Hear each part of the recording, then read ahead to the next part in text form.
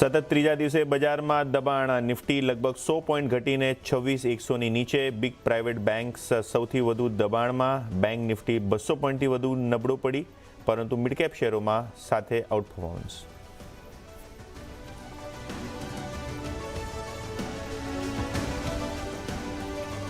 PSU બેંક્સમાં તેજીનો માહોલ યથાવત. આજે ઇન્ડેક્સ 1% વધ્યો. Union bank, bank of Baroda, Canara bank જેવા કાઉન્ટર્સમાં ટોપ મોમેન્ટમ.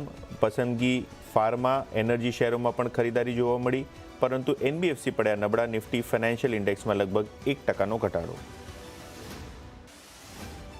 ટેલિકોમ મંત્રી જ્યોતિરાદિત્ય સિંધિયાએ રાહત પેકેજના અંગે નિવેદન કર્યો.